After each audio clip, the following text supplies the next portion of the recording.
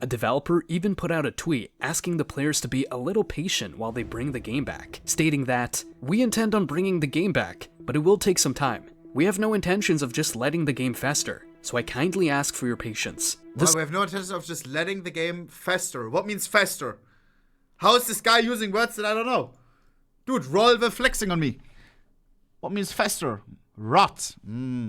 So I kindly ask you for your patience. Led to many players leaving if only Valve would communicate like this. They should get some, they should copy something from Rolve as well, maybe.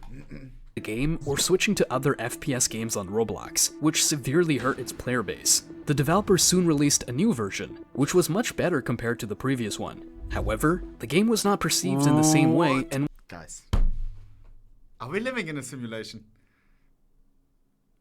I feel like I'm watching a meme about the lifetime of CSGO to CS2. Cheater problem, people leaving, all of a sudden CS2 doesn't feel the same. What is going on, bro?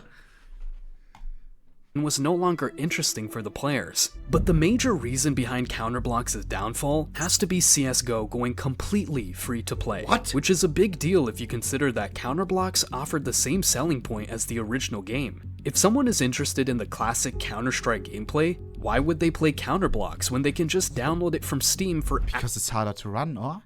As the guy that we talked to, one of the CB veterans, he said he couldn't run CSGO.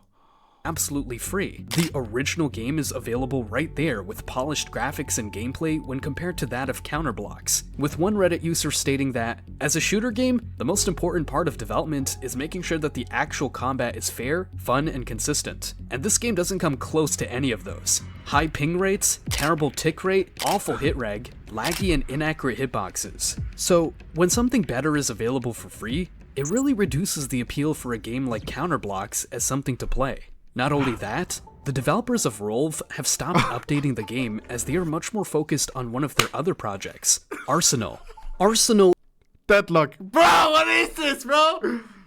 is also a first-person game which is based on the Arms Race game mode, which unsurprisingly is also inspired by CSGO. Right from its release, the game was well received by the public, and currently stands at the 14th place in the list of games with the most visits. Wow. The game also won the Roblox Game of the Year, which more or less incentivized the developers to focus more on Arsenal rather than Counterblocks. However, many old players are not pleased with the decision, with some seeing it as a betrayal from the developers. To see Counterblocks in its current state is honestly very depressing to me. I do think that it is all possible for its glory to be brought back, but the developers at Rolve seem dedicated to Arsenal and never on Counterblocks. Currently, Counterblocks has over 2,000 active players, with more than 1 billion visits ever since its release, and only time will tell whether the Rolve developers will actually start updating the game. Dude, how many players does it have right now? 2,000 6 months ago. And there he said fall. This is, wait, I have to refresh. 1.1.